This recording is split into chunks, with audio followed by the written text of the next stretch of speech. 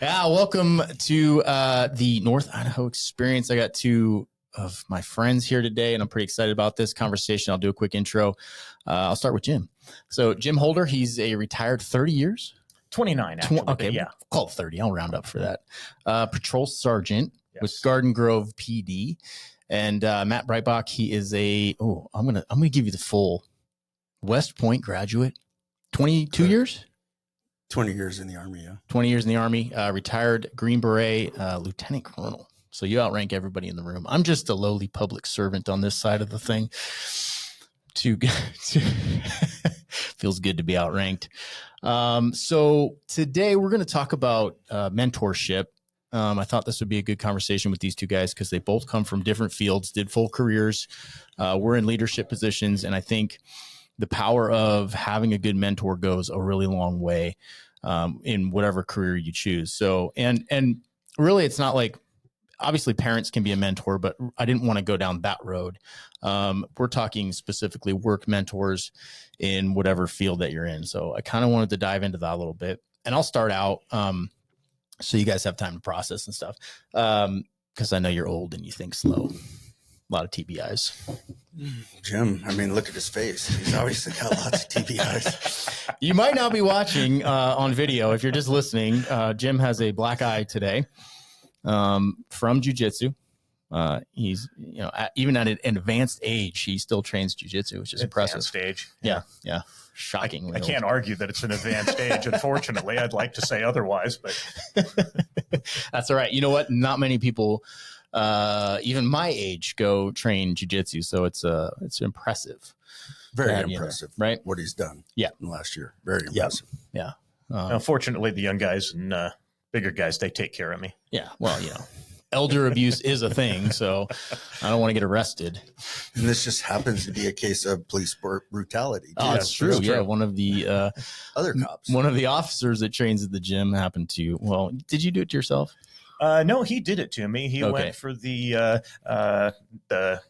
necktie, basically, or he went up there and my head moved just at the time his hand was coming up and he popped me right in the eye. Sounds like a domestic violence call. You probably handled it one time. Really. It was my fault. I put my head into his fist and I fell down. So back on track to the mentor side. Oh, by the way, maybe I should pause for a second. What did you bring here for us, Jim? Michter's. I've never had that. And I've never had that. So we've got Michter's bourbon and then Glenlivet. Did I say that right? Yes.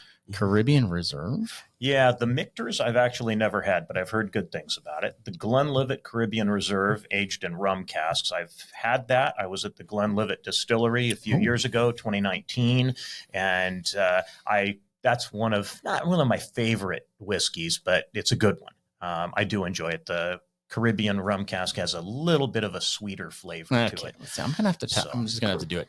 You guys that are listening, you don't know what time it is here, so I'll just leave it at that.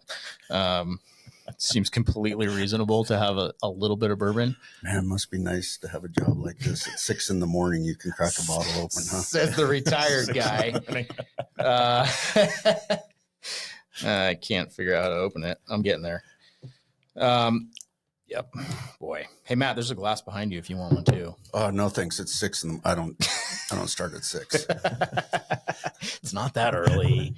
It is prior to noon. I'll give you that. Okay.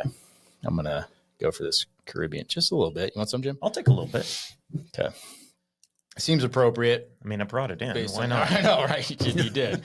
We got quite the selection. I mean, we're going to need a bigger shelf is what I'm getting at because I keep telling, thank you. People keep bringing in bourbon for us, and it's going well. Well, that's good. It does have I'm getting a hint of the rum cask. Yeah, you definitely get some of the rum out of that. I like that. Okay, so back to mentorship. Let me try to keep myself on track here. So I'll talk about one of my work mentors, and the value that I got from that, and from the police world. There've been plenty of mentors over my time, but I'll just dive into one specifically. And really, like honestly, I attribute my survival to some of these mentors, right? Like they taught me the important lessons, and maybe that's your FTO, you know, you're on break-in or whatever, and you're just learning the job. You know, I've had mentors there. And then for me, this was like specialized teams. So I was on a warrant service team and we served high risk warrants, you know, a dangerous job for sure. And also on a special response team, and we did natural disasters and civil disturbance. So my buddy Chuck, he was just like you know, an older guy on the team. You know, I come on, I'm a boot, basically. I don't know shit. And Chuck takes me under his wing and, you know, teaches me how to do the job and not get shot. So huge value in that, right? And like having that leadership role where you can kind of rely on those guys. I mean, you can't understate the value of that. So Chuck, unfortunately passed away last year. So sad day for that, for sure. Great man. You know, sadly, very typical in that field, you know, these guys retire and then just a few years later pass away from, you know, for him, it was a heart attack, super common in our world. But, you know, the lessons that he taught me and just having that example, you know, in the job and in those dangerous experiences, to have the older guy be like, whoa, whoa, whoa, you know, whether it's grabbing the back of your vest and pulling you back, like, cause you're going too far, or just, you know, hey, you should pay attention to this thing, or just giving you shit. There's that value too, right? And keeping your ego in check, that's a huge part of it too. So he was a good mentor for me in that world. And I think, you know, I'd love to hear you guys' experience on that and how that ties in. I had a couple of really good mentors. Really, the one that comes to mind the most was my academy buddy. He's a couple of years older than I am. And when I started the academy, I think I was 22. And as I said, a couple of years older, he was a Marine artillery officer that was just getting out. And he had a much better grasp on leadership and how to handle yourself with people. So he helped me a lot. And that was consistent throughout my career. I took over his sergeant spot when he retired, because he retired a few years earlier, also bought some military time.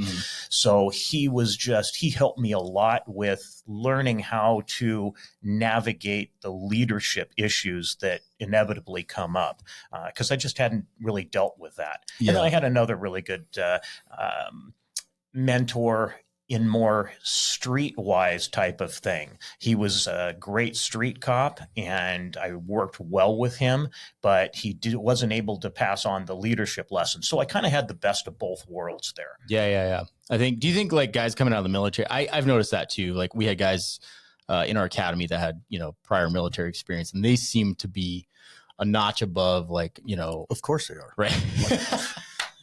Come on. You know, like maturity. I went into the academy late. I was 27 when I went to the academy. So I had life experience, but I didn't have, when I look back, I'm like, I matured so much in the academy. Like, I feel like I really became, that's when I became a man. Matt would probably tell you different, but still not there. There's a lot of questions. Still not there. Wow. But, you know, huge assumption. I look back on that. One of these days, those things will drop. I had, there were times when I wished I'd had the military experience to like kind of grow up earlier, right? I screwed, you know, I went to college, I screwed around a lot. And, I was a functional human being, but still, like, I didn't fully hit my maturity, I think, until like that experience. And I feel like the guys coming in the military already had that. I think I've seen it both ways. We had some people come out of the military and come into law enforcement, and I was shocked at how non-functioning of a human being they were, because my experience is the military, you can go one of two ways. Either you can develop that leadership potential and the initiative, or you can just kind of slide through and just go, be a follower. Somebody's going to tell me how to put my pants on. They're going to tell me when to put my pants on. They're going to tell me where to be, when to be there.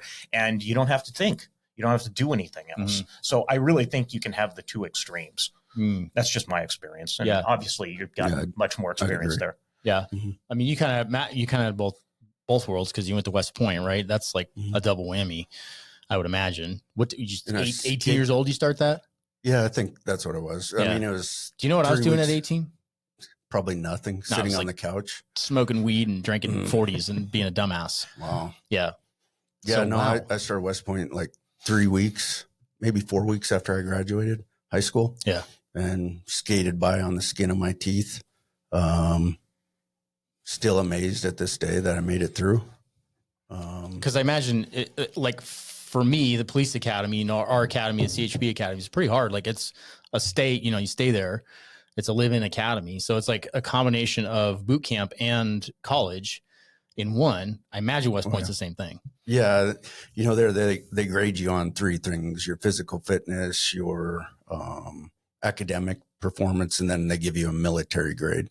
The military and the physical side of the house, no issues. The academics for me was difficult. I went from a small school. There was 52, I think, in my graduating class to there.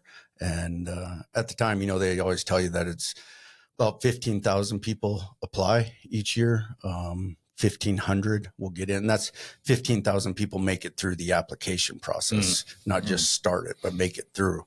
And then of that 1,500 will get in. And then, of course, you're going to drop at least a third of your class through the 4 years. For me, it was difficult as far as I didn't realize it was academics. that big. So the freshman class is 1,500. 1,500. Wow. Holy crap. And then you'll graduate maybe 900, 950. Mm-hmm. So there's thousands of cadets. Is cadets? Yeah. There's roughly about 4,000 cadets there at any one time. Holy crap. Mm-hmm. That's a big deal. Yeah. But you got to think about it. They got to produce the vast majority of the officers. I think they produce 25 or 50% of the officers for the Army every year. So that's a lot of officers they got to produce. But is there a component of leadership being taught there as well? Oh yeah. Is that just like ingrained in it? That's part of that gets rolled up into your military grade. So when you hit, so you clear that, I didn't mean to go fully into this, but I'm curious now. So like you clear the academy, and then whatever you call it, graduate. Yeah, clear. Mm-hmm. Now you're out in the field. You go to boot camp after that. So basically, you become an officer in the Army after you graduate. Do you still have to go to like a normal boot camp? Or you get into your training pipeline, and for me as an infantry officer, my training pipeline was almost a year long before I was ever sent out into the field, to be a real Army officer. Okay. Mm-hmm. Did you feel like you were ready for that, or did you have massive imposter syndrome? Yeah, no, of course you have a big ego when you're getting in. You've spent, for me, it was roughly 5 years, going through the academy and then through the training pipeline to get to your first platoon to become a real Army officer. You think you know what you're doing, but you're a rookie with a lot of responsibility. Mm-hmm. And so you're going to rely on mentors and people with experience and wisdom to help keep other people out of harm's way, to put bad guys into harm's way. And it's a tricky situation. So when you're at West Point, like for our academy, we had, we call them staff officers, and they're in charge of the cadets at the academy and like making sure we don't do stupid shit. Is that like same thing there? Oh yeah. You've got lots of people in charge. Everybody's in charge of you. Everybody's giving you requirements, putting taxes on you to do this, do that, trying to mold and develop you because one, they're still in the Army. The vast majority of the teachers, instructors, supervisors are still in the Army, and they're going to go back to the regular Army after they're done with their West Point tour. So they want you to become the best officer that you can. So it's always one-upping the game. Be better, be better, be better. So you get lots of advice. Okay. Yeah. Lots of mentorship. Yeah. Lots of character development. Good and bad, I imagine, right? Yeah, for the most part there, though, it's good. Because they probably don't keep people around that are they try not good. Yeah, they want to influence you to be the best for the Army. Yeah. Because I noticed, like, as a cop, like, there are examples of bad people too, right? I imagine it's the same thing there. And hopefully you don't fall into the trap of following that person, because they tend to create really toxic environments. And it's like, complaining all the time. Like that's pretty rampant in law enforcement. I imagine any kind of career really, but I noticed it there a lot is like that toxic mentality. And it's very easy to latch onto that because for some reason people enjoy drama and negativity. But it's super important to like find those that are not. And thankfully there's lots of examples of that too. Like Jim, as you became a sergeant, I mean, when did you promote? I I promoted late in my career. Yeah. I think I actually got promoted in 2014 and retired in 2018. Okay. And I tested once before, but for the longest time, I just told myself, I don't want to test. And the worst thing I ever did was not really commit to testing earlier, because I'll tell you what, being a patrol sergeant was the best job ever. And then I transitioned after a year into our youth services unit and was in charge of the school officers and that sort of thing. Yeah. And that was still interesting, but it was nowhere near as much fun as working the streets. Especially as a new sergeant, you end up working with all the young guys, and they're out there just wanting to do their job and hustle. So it was just a lot of fun. You know, they'd call me and go, "Hey, Sarge, can we go down to Santa Ana and go try and arrest this guy on a warrant?" I'm like, "Yeah, as long as I can go with you, you know, let's go." That's a good sergeant. So yeah, I mean, I love that stuff. Yeah. Did you find it easy to slide? Because you had a lot of years on, you know, the highway patrol where I worked is notorious for promoting people to sergeant with like 3 years on, and they only have aspirations of an admin position, get off the road, you know, avoid the actual job. So the guys that did, but there are plenty of guys that I worked with that did retire after, you know, 25 years working the road. I'm sorry, promote 25 years after working the road. And those were the best sergeants because like they knew how to do the job. You know, they did it usually promote for good intentions. There are some out there that did it just to bump the pay, of course, before retirement. But a lot of those guys were passionate about, you know, being the barrier between admin and the road officers. And those are the ones that like people loved. Did you have like an example of that kind of leadership before you popped into that role? Yeah, I really did. I mean, in fact, I've also had, as you were talking about that leadership and mentorship, I also saw it from both sides. There were certainly some sergeants that I worked for that I looked at and went, okay, I don't want to be that guy. I don't want to be that guy that is only showing up to do an eval, or is that 3-year sergeant who wants to spend all his time riding the guys, and not necessarily in a bad way exactly, not they're not doing their job, but he doesn't want to make a decision. He's constantly there, and it's okay, I don't want to trust the guys to make a decision, but I don't want to make the decision. I'm going to call the lieutenant to make the decision. And that drove me crazy. Yeah.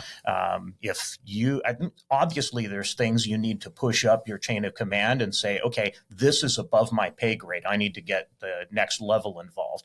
But you need to make that decision if it's within your wheelhouse. And I worked with quite a few people that just didn't want to do that because they were afraid that they could make a bad decision and then they'd be held to answer for it. And of course, that's part of the job. If you're not willing to do that, then you shouldn't be there. Yeah. And when I was a sergeant, I'd have officers come to me and say, "Hey, well, what should I do, Sarge?" I'm like, "You know what to do. Go do it. I'm not going to make the decision for you." Right. That's perfect. That's a perfect example of leadership. Yeah. I had like one of my FTOs, I think it was like third phase FTO. She was, you know, pretty butch, but like a tough ass woman. She was about to retire when I came on. So she was one of those women that like worked, you know, the highway patrol at a time. She was like one of the first female officers ever on the highway patrol. So like they had to be tough. And as she told me one time when I was an FTO, she's like, just make a decision, whether right or wrong, just make a freaking decision. Like, and that stuck with me of like, you're right. You know, you're on the side of the road, you're dealing with chaos in a traffic crash or whatever. And it's like, you got to do something. You might not make the right decision, but if you sit there and you're just like paralyzed with. Well, and that's something that stuck with me. And I really think it was my partner, Bob, that my academy buddy I mentioned, who kind of pushed it out to me. He's like, if you make the wrong decision, but you made it for the right reasons, okay, we can deal with that. Yeah. That's fine. On the other hand, if you made the wrong decision, but you were trying to shortcut it, you made it for the wrong reasons, now we've got a problem. And that's what when I was a sergeant, that's what I told the officers that worked for me. I said, if you screw things up, but you had a good rationale for everything you did, I'll stand behind you 100%. I have no problem with that. On the other hand, if you are shortcutting things, if you're not doing what you're supposed to do, then now we've got a problem. Yeah. So yeah, I saw that a lot. And I thought that was really helpful. Yeah. So I tried to stick with that. Yeah. And Matt, you came up, I mean, so when you started, what's the first rank as an officer? Like, where'd you start? So you start as a second lieutenant. Okay. Right out. And then it's usually, a year and a half, maybe 2 years, I don't remember, they can get promoted to first lieutenant. You just start making them ranks up for the most part. And granted, my time's a little bit different, right? Because we're at the height of GWAT almost immediately after I graduated. So things kind of started amping up. But as a second lieutenant for us, for us infantry officers, we're basically in another pipeline at our basic course, learning how to be infantry officers for almost the first year. You'll have your basic course. Some guys have to go to airborne school, and then you have ranger school, and that can be anywhere from like 64 or 68 days to years. You may never get out of that place, right? There's cases where it takes guys 3 years to get through ranger school. Some guys, I got lucky. I made it through and, straight through, which 64 days. Right. So then, and I didn't have to go to airborne school because I'd already done that as a cadet. So then boom, I go off after, it was about a year from the time I graduated till I made it out to the Army to be a platoon leader. And that's like your first chance at the real Army of being a leader. How many people are you in charge of? About 35 guys. Okay. Yeah.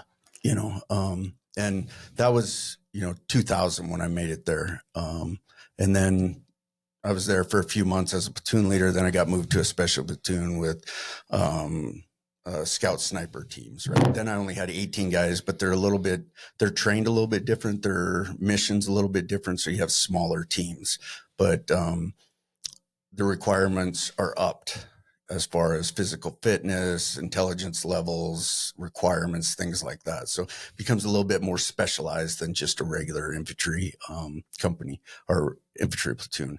And then for us, when I was a scout platoon leader, our world changed when 9/11 happened, and so then I ended up going to the Special Forces qualification course. And that's another year and a half in training just to learn how to be a Special Forces officer.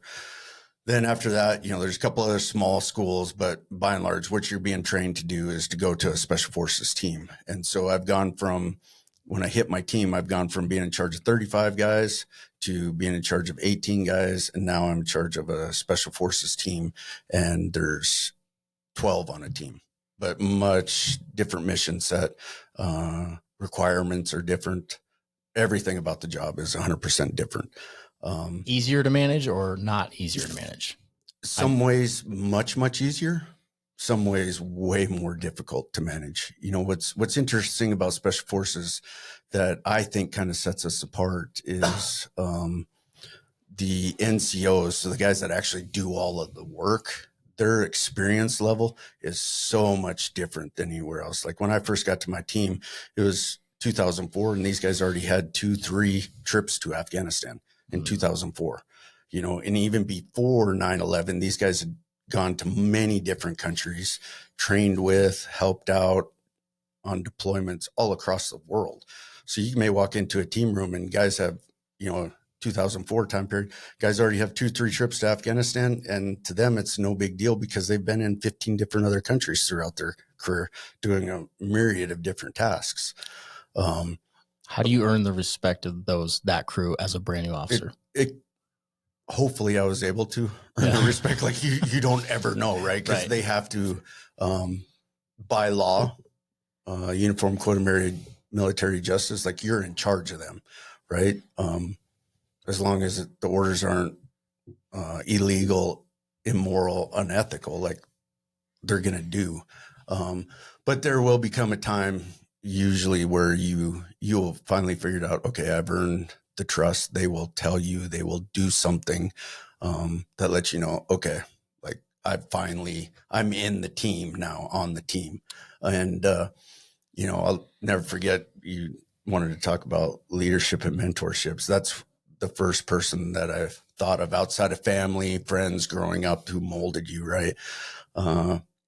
First day in the team room, it's difficult as an officer walking in because you're the black sheep, right? They're not going to like you. They don't want you. They don't need you, but you're getting forced upon them. And so I walk in and, a lot of times in Special Forces, people think that we're more relaxed than the military, the rest of the Army. We're not as hut. as the conventional Army. And a lot of the conventional Army will get mad at us because they will hear us calling each other by first names or something like that, right? And so that's not a normal military customs and courtesies. Like in the conventional Army, we're not calling a soldier by his first name, generally speaking. And I'll never forget, walked into the team room, and you gotta get the picture. When you walk in, it's a big double door. And when you open up the door and you step in, it's 2 stories high, and there's a balcony up there. And this is the first time you're in, so you're trying to get your bearings on what's going on, right? Yeah. And then all of a sudden, they introduce you, and hey, you got a new captain. And of course, you're fresh meat, right? So you walk in, and you're like, hey, hi, how's it going? And everybody stands up around the balcony, and you're just trying to get snapshots of everybody's faces. Am I going to get the beat down right now, or is it coming later? And for me, what was never forget, you walk in, you shake a couple hands. Hey, hi, I'm Matt Breitbach. And I don't even know who's in charge of the team. Who's the team sergeant, like the man, and because they all look, from 26 to maybe 35. You don't know who's in charge. And so I shake a couple hands. Hi, I'm Matt Breitbach. They introduce themselves. And then I walk up and I shake what looks like a young man, probably 30 years old, go to shake his hand. And hey, I'm Matt Breitbach. He's like, no, your name is Captain or Sir. That's what you'll be known by. And I'm like, whoa. He's like, and he gave me his name, and he's like, you can sit down right here. Here's your chair. And I'm like, okay. This is not going very good, I'm like, whoa. So I sit down, and I'm just sitting there, and everybody just goes to work, and they just continue doing what they're doing. I'm like, God, what am I supposed to be doing? I should do something to try to fit in. And I just sit there for 2 hours. Nobody's saying a word to me. And then all of a sudden the guy stands up that I'm getting a good feelings to the team sergeant. He's like, all right, everybody, if you're not doing something, don't do it here. And everybody leaves. And I'm like, oh, wow. And I'll never forget this to the day I die. I look over, and, he's sitting there. He's got his shirt off, because they're in their team room, and he's wearing what we call Ranger panties, the little black shorts. And all of a sudden, boom, he pulls out an IV, and he starts giving himself an IV in the foot. And I'm like, this is weird, really weird. I'm like, what's going on here? And so when the last guy kind of leaves, I was like, God, was I supposed to leave too? Like, I don't know. And so I'm kind of sitting there. It's awkward silence. And he's like, hey, sir, here's the deal. He's like, your name is Captain or Sir. I'm in charge when we're back here in the rear. You're in charge when we're forward deployed. And I kind of look at him. I'm like, why is he giving himself an IV? And he's like, you probably wonder why I give myself an IV. I just ran an ultramarathon over the weekend, and I'm trying to recharge my fluids. And I'm like, oh boy. Like, I just got out of the schoolhouse, right? I'm not in the best shape. I just got done with SEER school. And if you know anything about SEER school, you're not staying in shape there. And so I'm like, okay, cool. He's like, here's the deal. You're not doing anything here. You need to go home. PT starts tomorrow morning at 6:30. And I'm like, oh, wow, this is going to be interesting. So I'm like, okay. And he's like, but I still got a couple questions. I'm like, yeah, what's up? And he's like, where did you go to school? And that's a loaded question for West Point officers, right? Yeah. And I'm like, yeah, I went to West Point. He's like, okay. He's like, are you an Eagle Scout? I'm like, yep. And that's a loaded question, Yeah. And he's like, good. He's like, I'll see you tomorrow morning at 6:30. And I'm like, oh. Okay, so I get in, and I'm driving home, and I'm thinking about this the whole time. I'm like, man, this is going to be rough. And that first morning, 13 miles, boom, right off the bat. I'm like, damn. Oh. And then we did the pyramid from 100 pull-ups down. And I'm like, whoa. And I just got out of the schoolhouse. Like, I'm weak, and I'm trying not to die. Nobody on the team's going to talk to me for at least 2 weeks. That's what ended up happening. Then finally he pulls me off to the side, and he's like, all right, you can stay in the team room now. We'll do some more development. I'll counsel you later. And I'm like, I'm supposed to be the man counseling you, right? But, and I know he's a strong personality. And so he sits down and he counsels me right off the bat on paper and everything. And in that counseling, that's where I really grew a lot of respect for the man, right? Because he said, here's the deal.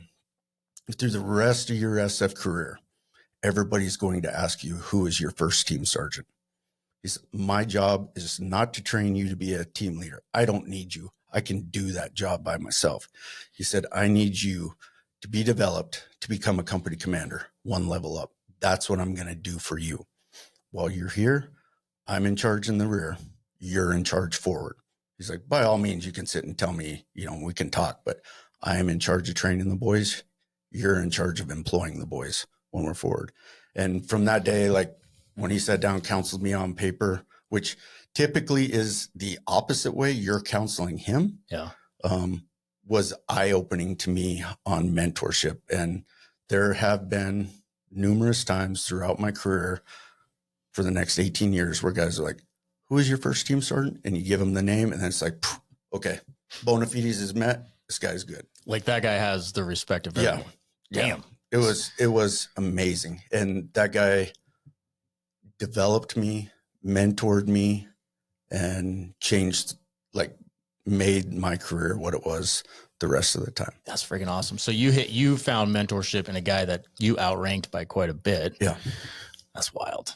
And Yeah. I mean, yeah, that's pretty cool. Now, how would that have gone if you just had not wanted to go with the program? Yeah. I'm in charge. We're going to do it my way. It would have been legally, I was in the right. Right. As far as team building and leadership, like it's truly a team effort between you as the platoon lead or the SF team leader and the team sergeant, right? But oftentimes there can be headbutting and there can be leadership issues, but that man had the respect of every person I've ever met and continues to have molded people that have gone on to do great things for our country. Is that a rarity to find a guy like that? Like how did he come up? How does he have that? I mean, he just outworked everybody. Well, this individual, I think, one, had a strong family background, and two, was brought up in some great organizations. And three, I mean, you'll see people that have good, strong families. You'll see them in good organizations. There's a lot of people like that in SF. But there are diamonds in the rough, they're better than everybody else. Yeah. They make a different type of impression on people. This man was not people rarely ever heard him talk. He was a quiet John Wayne out there, but when he did, it was all business. And he wasn't like sometimes you'll see on people on podcasts like this or on social media, SF guys out there telling you that they did great things. This guy would never be on a podcast. Yeah. He would never be on social media. He made a difference in a different way.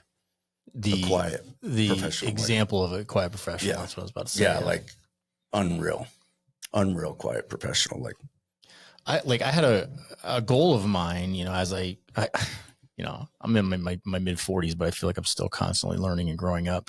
Like a goal of mine is to be able to walk into any room and like own my own space and have the confidence to do that. But like for you going into that room, like how do you own that space? Right. Well, one for me at the time, it's easy because by Uniform Code of Military Justice, I'm in charge. Yeah. But like there's that, but you don't have, like you just said it, you didn't have, you had to earn that respect even in that environment. You can be in charge, but it doesn't mean you got the respect. Right.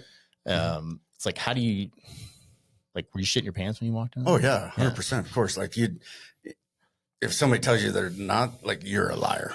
You're a liar. You don't know how that's going to go. It's human interaction. It can go 1,000 different ways, but you got to be able to be self-aware and confident enough in yourself and understanding the process and knowing that,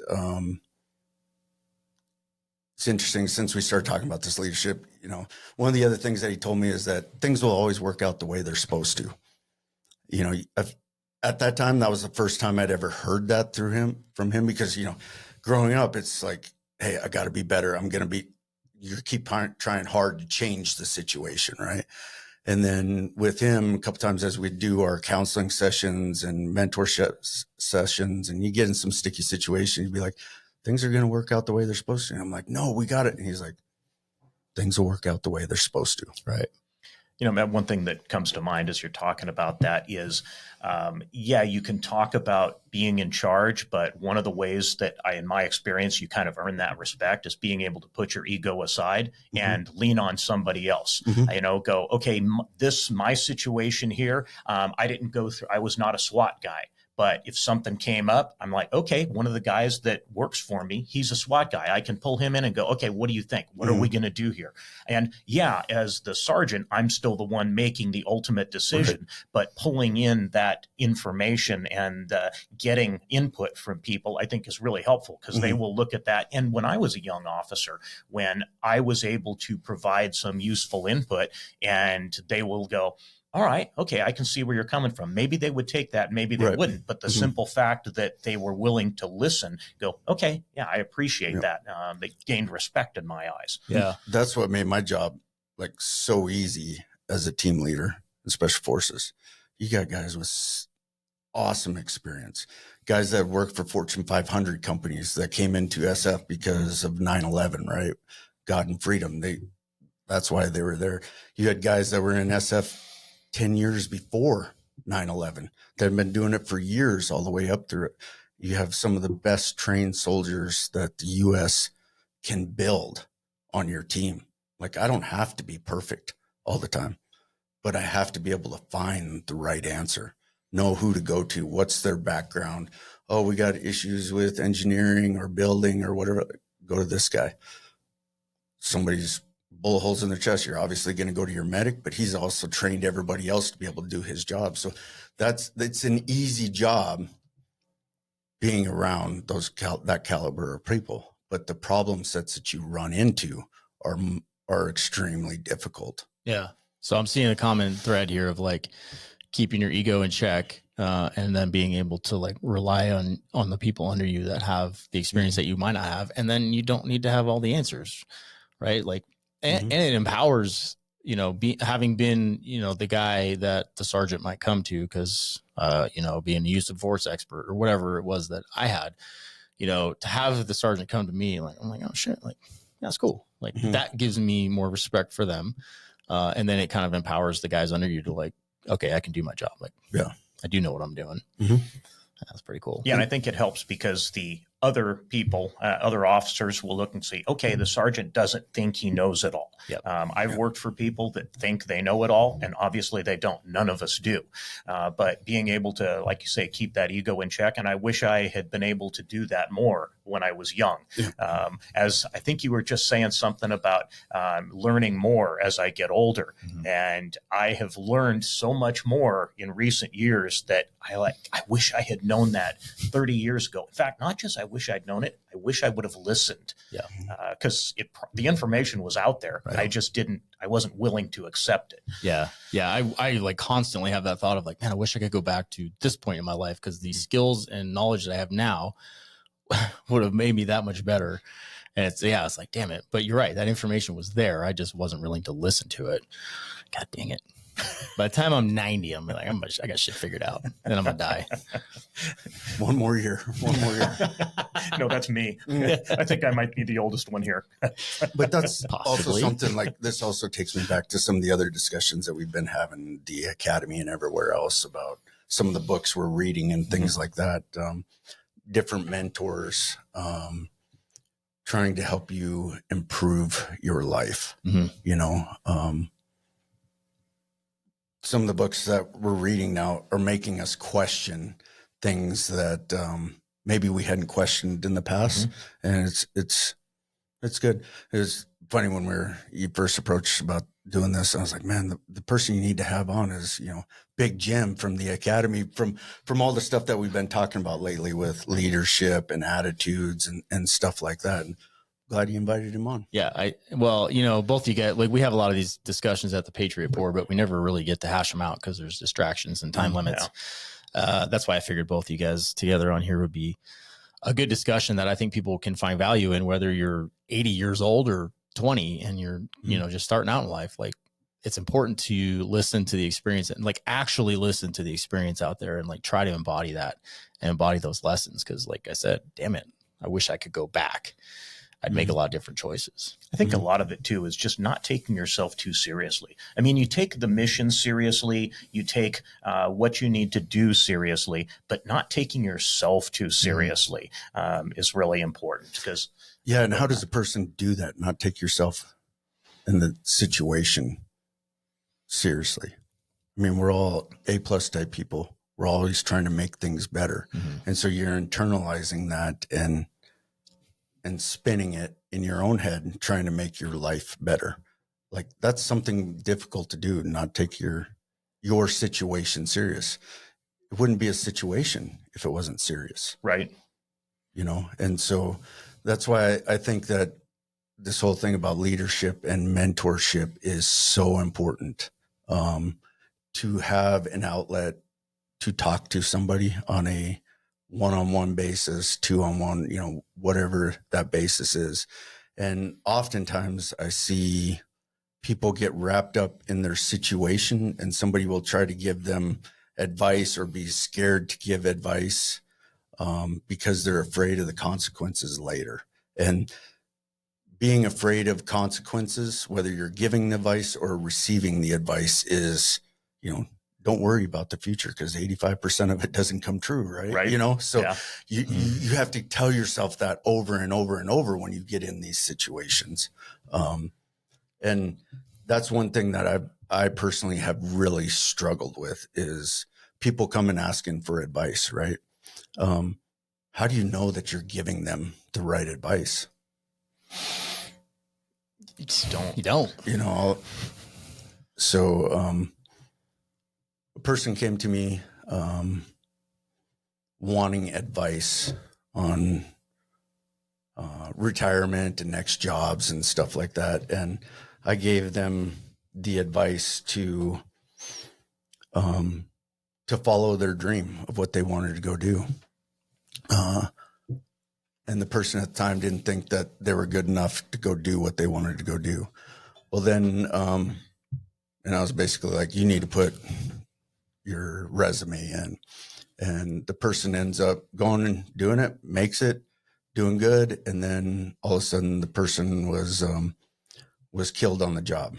And so that's one of the burdens that, you know, that I carry is, did I give them the right advice? You know, and it's for that person individually, I think, yeah, I gave them the right advice because that's what they wanted to go do. Yeah. But then it's also hard to look that person's wife, kids in the eye 5, 10, 20, 30 years later, knowing that I changed the course of history. So there is struggle, not just for the person receiving advice. There's also a struggle for the person giving the advice. But it doesn't mean you shouldn't, right? Like would you take that back? I mean, obviously I don't know. on some level you might, but Yeah, but that's what you struggle with. Like, Yeah. hey, did I make a mistake by giving this person advice to follow their dream, to do what they wanted to go do? That person made the decision to go do it. But there's consequences. But the reality is you were going to change the course of history no matter what advice Right. you gave. Well, assuming you took that advice. So you could give... That's Big that's Jim. why Jim's That's- here. yes. You could give advice Right. to no, don't do that. Mhm. And things could have worked out horribly in the other Correct. direction as well. So Mhm. second guessing something Right. like that is, yes, we all want to do it. And this kind of leads into what you wanted to talk about a little bit, is that you second guess, what could I have done differently? And the reality is we just don't know. Mhm. We can't change the past, and we can't change those decisions. We just have to live with them. Mhm. You know, and it's not necessarily a bad thing. It's just Right. the way it is. Right. yeah. That may segue into that story that I wanted you to tell, Jim, if you don't mind. No, I don't mind. Because I think it does apply, right? Oh, and it's interesting because on one of your recent podcasts, you were talking about critical incidents and things like that. And when you were talking about the fire that you went through in Paradise, and I could hear in your voice the stress still coming up. And how many years has that been? It's 5 years. Okay. 6. I don't know, This it's a long for time. me was 1993. And I still feel that little bit of stress. And I've talked about it quite a bit. But basically what had happened was, this was 1993. I'd been an officer for 4 years. I was still new, still a boot, but the way their turnover is, I was kind of one of the senior guys on the shift. And another officer had just come back from a regional narcotics task force. He's back to the street, and he wasn't really familiar, because he'd been off the street for 3 or 4 years, with some of the local people that had developed since then. So there's one guy that he was a deaf mute, and he always fought with us. So he and another officer got sent to that. I went over to just make sure they were aware of who this guy is, and we got it handled. And then we're standing there in a parking lot having a chat. And this was graveyard, so it was 3 o'clock in the morning about that point. And he said, "Hey, I'm going to go check a car," and said what street he was on. I said, "Hey, do you want me to go with you?" He's like, "No, I'm good. Don't worry about it." So I stood talking to the other officer for a while. And about 10 minutes later, a citizen came on the radio and said, "Hey, you've got an officer down." And of course, that gets everybody amped up. And actually, I should back up. Before the citizen came on the radio, they dispatched me and the officer that had left to go. His name was Howard Dallies, that had left to check the car. They dispatched us to a shots heard in the area call. And if you're not a police officer, the shots heard in the area, those things go off all the time. Mm-hmm. And pretty much what you do, unless there's some witness that saw something, is you drive past the calling party's house 2 or 3 times, and then you keep on going. You go back to business. So I didn't immediately leave. And then the citizen came on the radio, and you can tell still after 30 some years, I'm getting a little amped up, but I hauled butt there, was the first one there. He was down in the street in front of his car, and he had taken 4 rounds. One penetrated just under his vest, and that's the one that ultimately killed him. But I was there in the street with him, went to the hospital with him, was in the emergency room and the operating room with him, and I really thought he was going to survive, and then he ended up dying as a result of that. And yeah, that put me in a real bad place for a while. And that's one of the things that I've heard, and I kind of am interested in your thoughts on this, is the department psychologist that helped me a lot. His name was Larry Blum, and we called him Dr. Deadlift because he was this big buffed out guy. But he said that what causes problems for a lot of police officers particularly is it's not just the incident, the trauma, it's the surprise of something. So I'm kind of curious, with your experience, it can be cumulative trauma, things that will build up over time, but it's the getting set back on your heels, like, whoa, I didn't expect that. Where did that come from? And that's kind of what I got in this. Although we kind of train for, we need to be aware and expect certain things, this was still, hey, I was just talking to the guy, and now all of a sudden he's dead in the street. The heck? And I went down a path where, because we were talking about you want to second guess things, I kind of knew what to do. This was before the whole TCCC and all of this. I was like, okay, what do I do? So I didn't really. So after that, I was in the mode, okay, I need to get certified as a paramedic. I need to do all this stuff. And finally, one of the ER docs called me, and he said, I couldn't have saved him if he had gotten shot in the emergency room. He said, I couldn't have done it. Damage was just too great. You could have done nothing. And I don't know if that was true or not, but it sure helped me. Right. Yeah. This is the inherent challenge in law enforcement. And I'm curious about Matt's viewpoint on this too, because the inherent challenge in law enforcement is that, like, you're always going to be surprised. You can't physically, and I've done it, and it's awful to be in like condition, whatever you call it, yellow or whatever, like all the time, where you're always ready. It's not healthy. Like, it will eat you away. It'll ruin your family life. It'll ruin yourself to be in that condition where you're like always ready. But the job is, I might make 1,000 traffic stops and they're completely normal. And then it's that one that's not. And it's like, oh shit, now I need to perform, but I'm already a step behind. That's the freaking problem. And I've always assumed, and Matt might tell me different, that the military, like, especially what you did, Matt, like, you guys are going out and you have an intention, and you put yourself in that condition because shit's going to go down. Is it different? That's what I was curious about. And my thoughts are going a million miles an hour, but what I'll tell you is drink some more coffee. That'll help. Yeah. Some of what we do in special operations is like that. Like, we go out with an intent and a purpose to accomplish that mission. And, you know, say it's like some sort of raid or something like that. You know, there's bad guys in the house. You know, we're going to go do X, Y, and Z, and we're going to make it happen. And you're not surprised by what happens on the target. But then, you know, the vast majority of my time during GWOT wasn't like that. There's other organizations that do that stuff, but what I did on an SF team wasn't like that. It was more of we know this area is bad over here. Let's just go figure it out. And so you're rolling in, not having a clue what's going.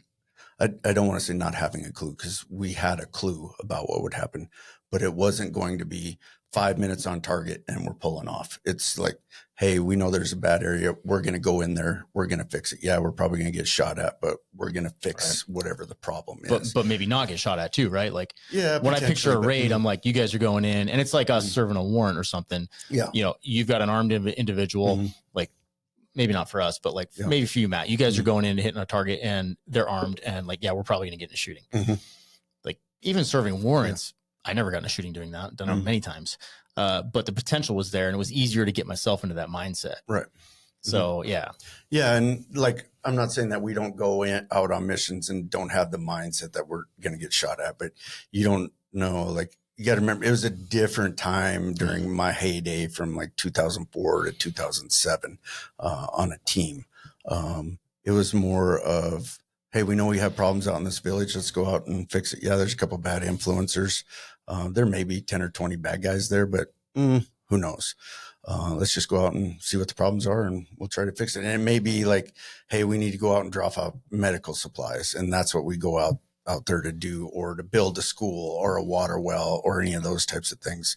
But that's one side of what we did in Special Forces. And then you have the other side where you're doing the raids. The raids, you don't get as surprised like that. Where you get surprised is when you gear up for, hey, we're going to go off and drop off some medical supplies, and you go out there, and next thing you know, there's 50 bad dudes there, and it turns into a 3-day gunfight and people get hurt, you know.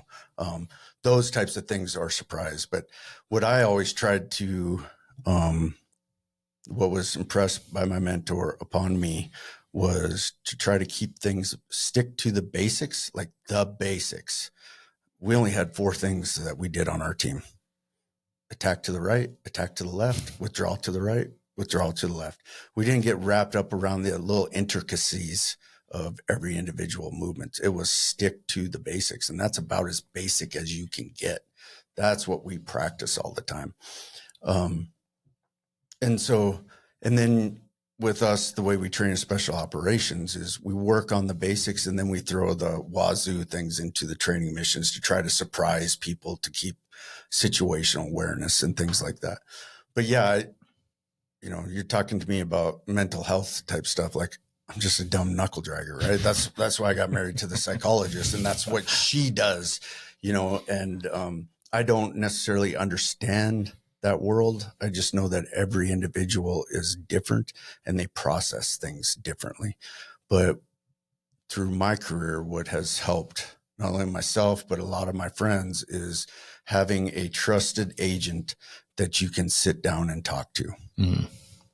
Yeah. Like, that's huge. And like, I used to tell my guys all the time, like, because a lot of times in the Army, the mental health side of the house has a stigma to it. And I'm like, obviously I'm married to the military psychologist. I don't want that stigma to be out there. But really what I was concerned about my guys with was, if you have a problem, like, go get the help that you need.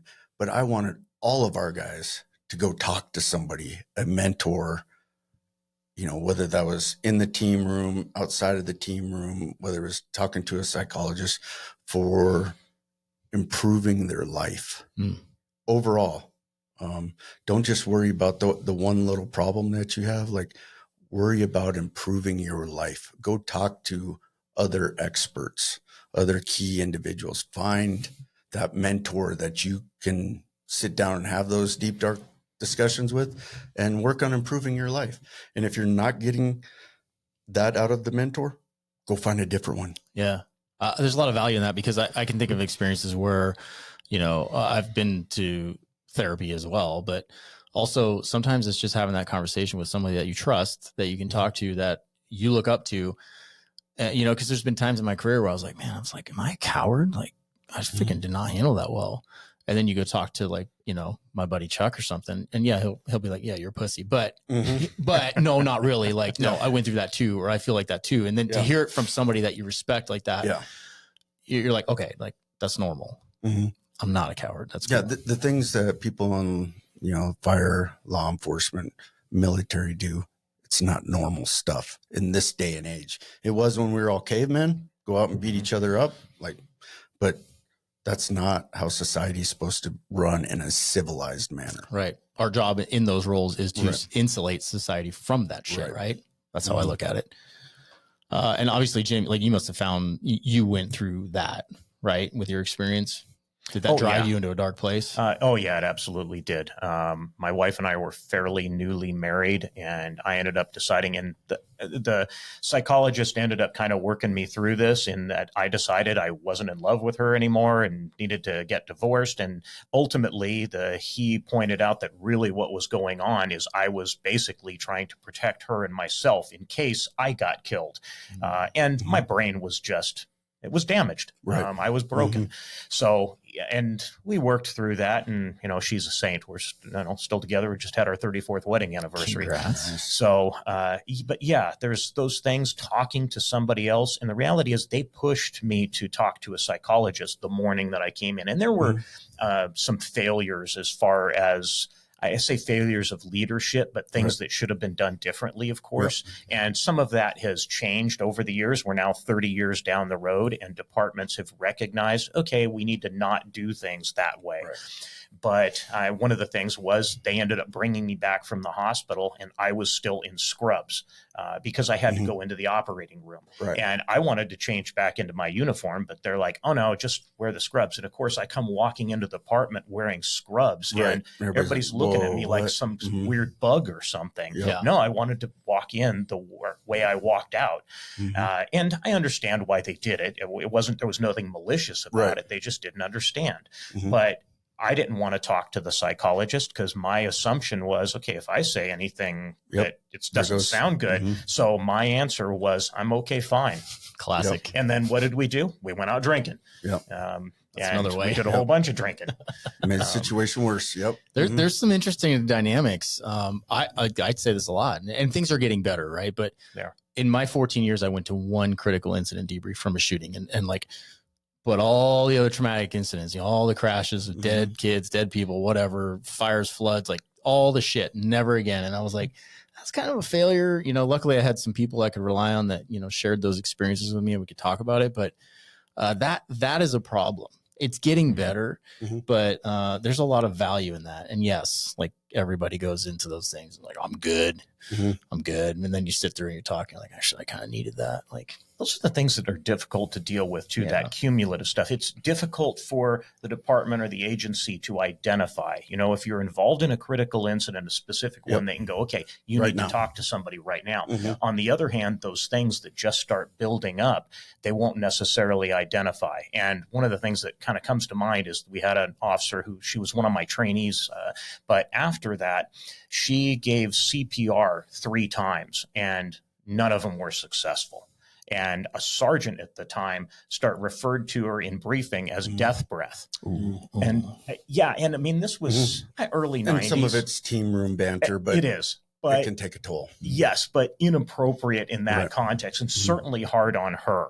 But people didn't think about that at the time. So I think it's good that we see some adjustment to that, where people are starting to recognize, hey, we need to deal with these things, and people are able to talk to somebody else, talk to a partner, and say, hey, this is what's going on. And we're hard on each other. We call each other names, and you're a coward. Deal with it. But then hopefully we follow that up with, okay, but you can be better. And this is what I can do for you. I don't know. I'm actually, Matt, your wife said she would come on the podcast and talk. I'm looking forward to like diving into, like the more technical side of PTSD and like talking to her about that. I think It's big words, dude. A lot of that. I know. You better get your knuckles up off the ground. Man. I know. I think I'm going to bring my partner Eric in on that one. Yeah. He's pretty smart. Mhm. He's still in the job. So I think Yeah. that'll be a good conversation, but it's important to talk about this stuff because there's probably somebody out there listening that like might work for a department where it's still, taboo to talk about it because it's still like that some places. Mhm. And they might need to hear it. Might save somebody's life. So Yeah, absolutely. I'll never forget when I'd been at group for a long time and I'd gotten promoted, and every time somebody gets promoted, people come up and talk about all the great things you've done, try to make you look good, and none of that's on you as an individual, and you're standing up there thanking people, and people, especially me, I was a black sheep. I went from one group to a different group. And so I was an outcast to start off with. You build your repertoire, you get in, and then eventually you can start making some changes, doing some good, and I'd gotten promoted. And I remember standing up there looking at all these people that were like congratulating you. And I'm like, what's crazy is, and I had to thank my wife because, and for me, it was very sincere because like, you love the men out there, right? You love the mission, anything that can help them make the mission go better, more successful, safer. And, I had to recognize my wife, didn't have to. I wanted to recognize my wife because of all the things that I did at 10th Group. Like the best thing that I could have done was helping my wife go from the military, because she worked at 10th Group, right? She left the military, joined the public health service, and then she was basically a liaison for the public health service working for 10th Group. And that group of people that when they brought them on board to change the mental health there really changed how the unit kind of looked at and started handling mental health stuff. So this is, say, 2010, right? We've gone through GWAT, wars, surges, stuff like that. And the military was looking for a different way to handle some of the mental health challenges we had. And that group there made a huge, huge impact on people by bringing them in, bringing more soldiers in, sitting there, the way they handled the mental health situation there made more of an impact for me than anything I did at 10th Group. Saving somebody's life by just sitting there listening to them, talking to them is so important.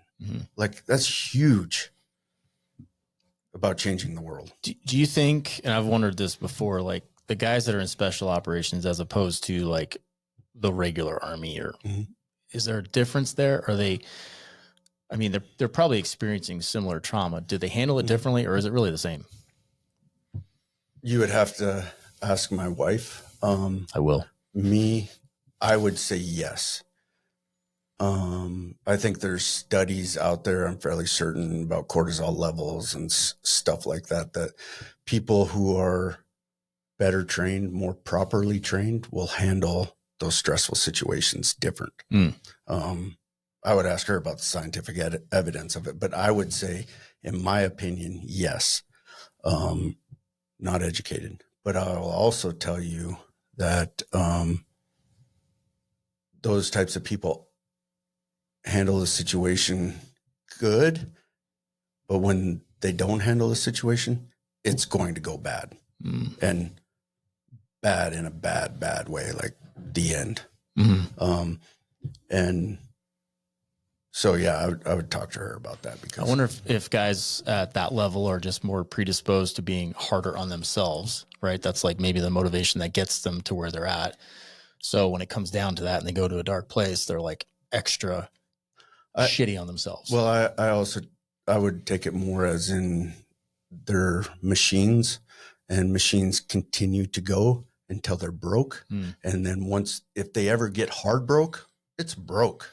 But if you need to change the oil on your car and you give a little bit of maintenance to it, it's going to go a lot longer. I mean, that's why we do the physical stuff, right? So our bodies don't break hard. That's why we do all the mental preparation.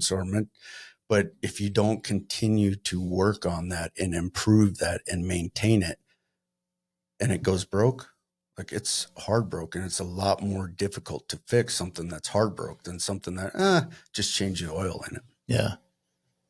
I think that's a good example there, the changing the oil versus something being hard broke. Yeah. I like that. I hadn't thought about it in that context. Yeah.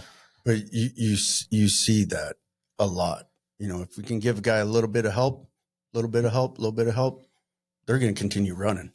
But if you let that engine lock up, like, poof, that's costly. Mm-hmm. That's costly.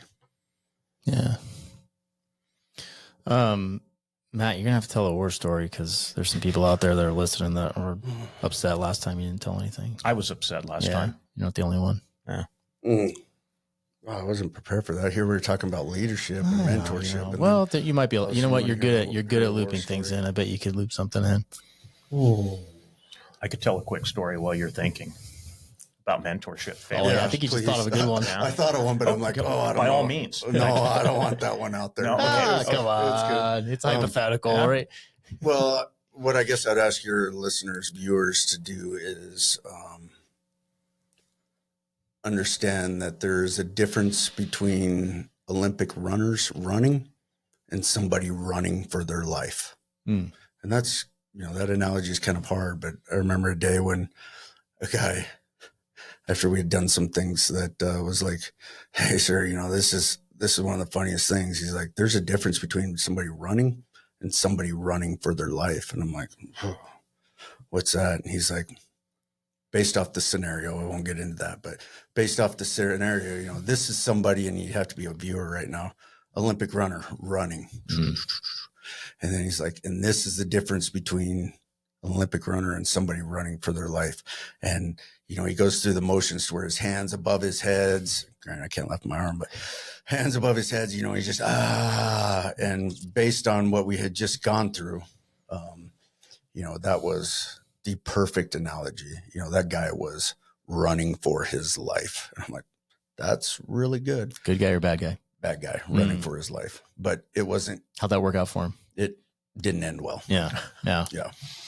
But yeah, it's kind of hard to imagine, but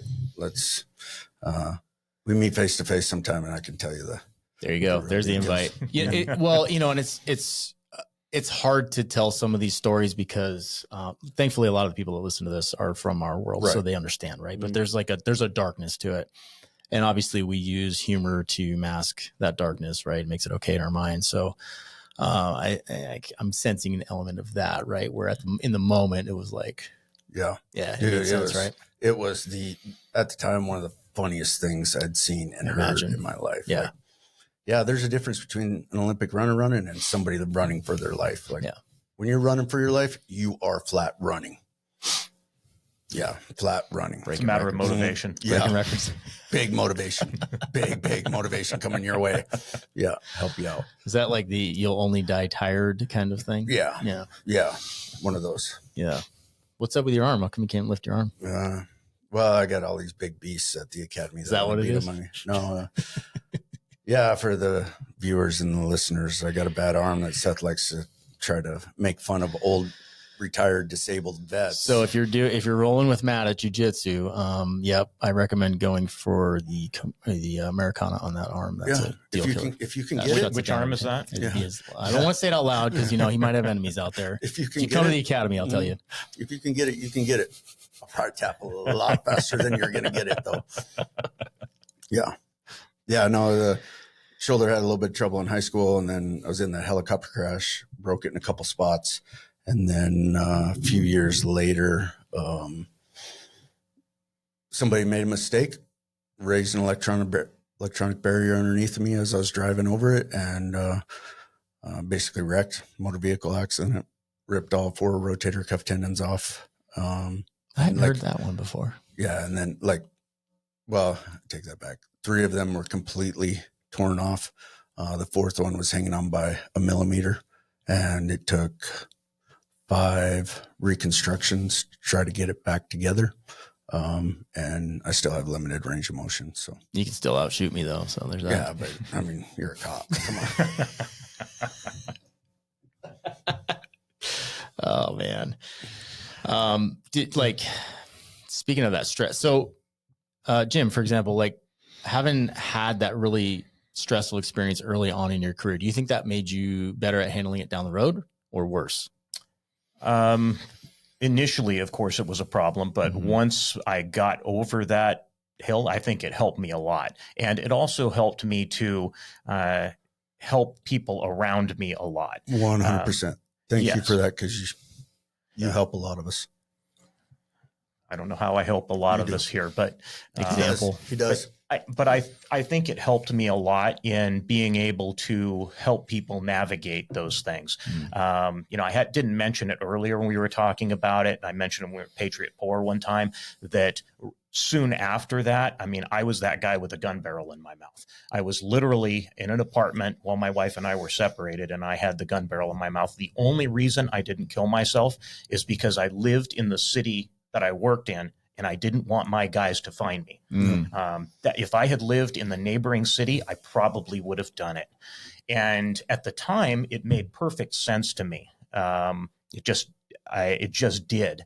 And we had an officer years later who committed suicide. And in briefing the next day, I went up and told him, I said, we're all going to question why he was thinking this. And I'm like, even if we could talk to him, he probably couldn't make you understand, but it made perfect sense to him at the time.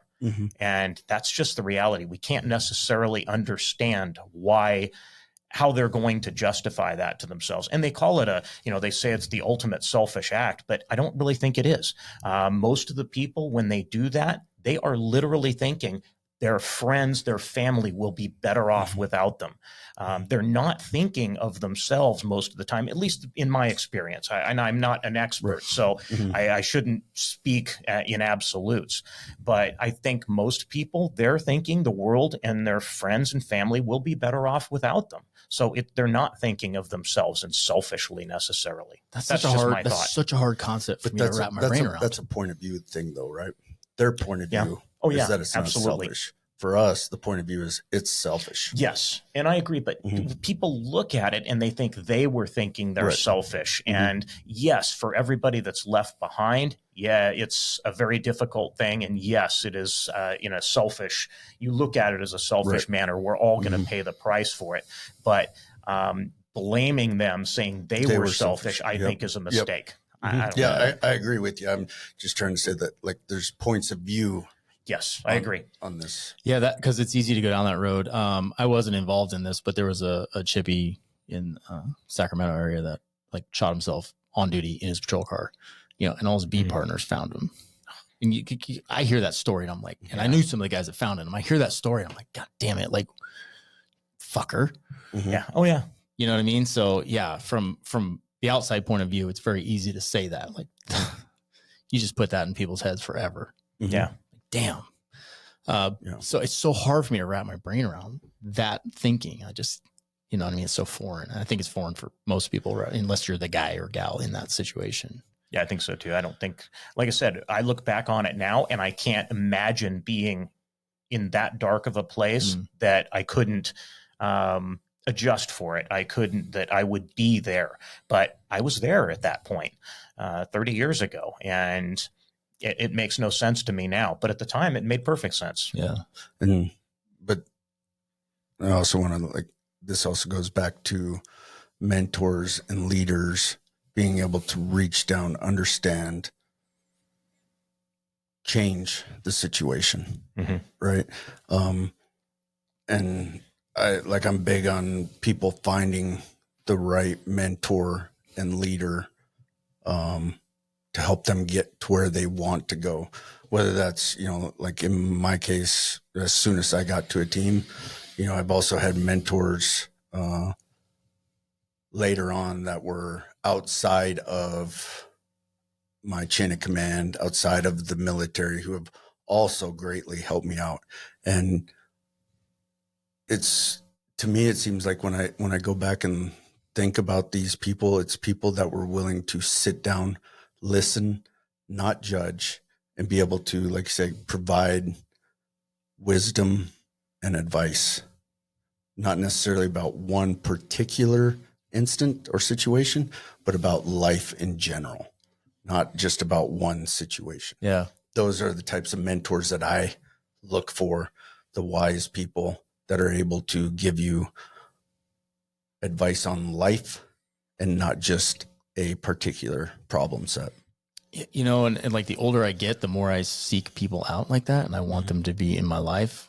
I wish I had that mentality when I was younger, because I did not. And that's probably a function of just being egotistical and young.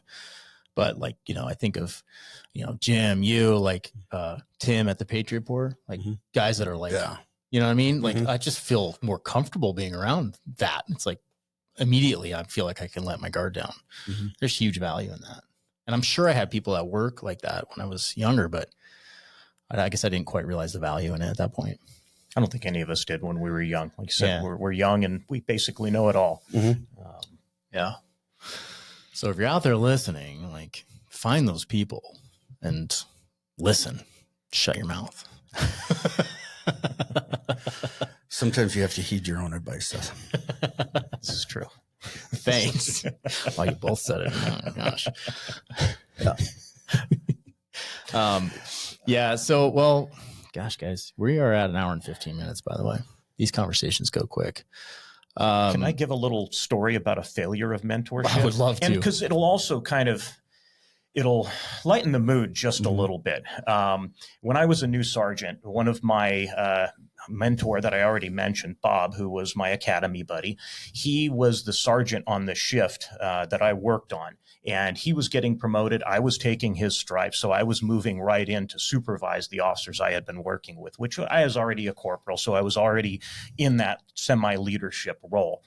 But I had to ride with him for a period of a couple of weeks.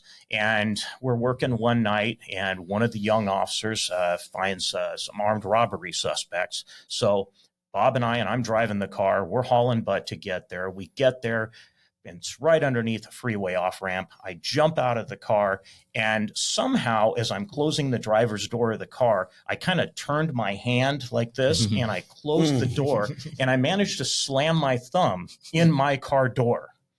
And I couldn't pull it out immediately. I had to open the door in order to do it. And then I run around, and there's 2 suspects. I end up getting in a fight with one of them while they're taking the other one into custody.